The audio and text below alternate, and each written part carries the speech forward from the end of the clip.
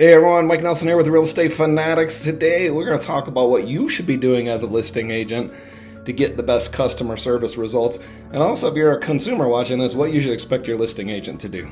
However, before we begin, hit our subscribe channel down below. Set up a time with me if you want to talk about anything right here on this Calendly link. And like our videos if you have any interest in what we're talking about. So what is it that a listing agent does? Wow. Well, the listing agent, in my opinion, is probably the most experienced real estate agent that is required, honestly. They are going to determine the price of your house in working with you. You've got to trust that the research that they do matches. You have to also have a listing agent that is okay and comfortable being very blunt and direct with you. I understand sellers want phenomenal amounts of money for their house. However, there is a bracket, a range of what's reasonable and what can be expected for buyers. We see listing agents all the time taking listings that are way overpriced just because they're just taking a flyer, they're taking a chance and the house doesn't sell. That's money out the door, in my opinion, for something that's not sellable. So you gotta have really realistic conversations. A listing agent also needs to know what's going on in the market. This market right now, in the beginning of 2023 and the end of 2022, prices are coming down from their highs back in the first quarter of January 2022. So you got to accommodate that, right? Sellers still are looking back sometimes months in the past, and the market continues to adapt and change. Right now, it's going in a trending downward on general house prices. So you got to have a real estate agent you have confidence in that's doing that research and really understands that market. I mean, it's a big financial thing that you're an owner of. Other things listing agents are doing are they're well connected in the community. They're well connected with other real estate agents, perhaps investors, things of that nature, because a lot of times, just people reach out to them and say, hey, you got anything coming up, right? You don't necessarily want a new agent that doesn't necessarily know anybody at this time. You've got to have somebody who's kind of got some influence in the community, because you never know. And the fact is, if somebody's going to do a deal, they'd rather do a deal with somebody they know that runs a really good business as opposed to, somebody who's still trying to figure out the ropes in most cases. A good listing agent will do quality photos. I know that should go without saying, but we still see today people doing crap photos. They're doing cell phone photos.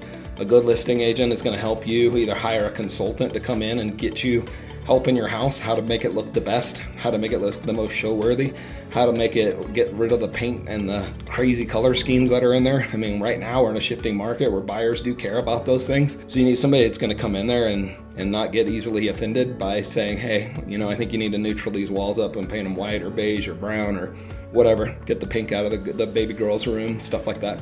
Lastly, a listing agent needs to be a strong negotiator, because here's the deal. All the negotiations for the most part are done on the front end of a offer being written. After that, it's really the buyer's power, especially in Colorado. Maybe I'm speaking more to, but I believe that to be true in most states.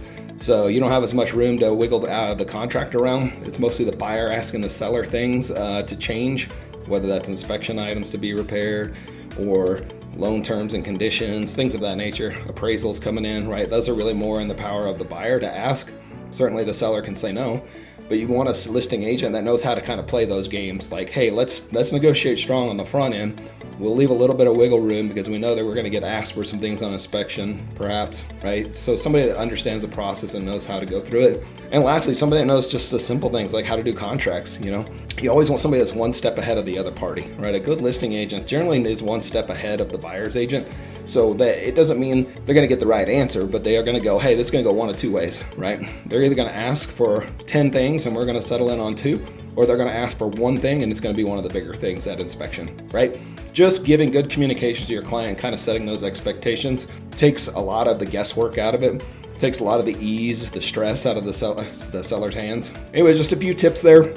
I could go on and on about listing agents, but I think they are probably the most valuable resource or agent that's out there.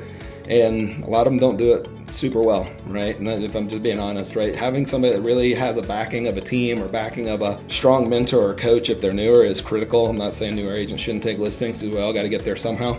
However, being able to say, I have a strong foundation and a group behind me is really massive. And if you're experienced, of course, probably got a lot of this stuff figured out already. So anyways, more to come on this topic. We'll probably do a part 2 down this sometime down the road, but until then, don't forget to like our video and subscribe to our channel, and super excited about the next episodes we're going to bring forward. And here's my Calendly link if you want to reach out to me and talk. Thanks.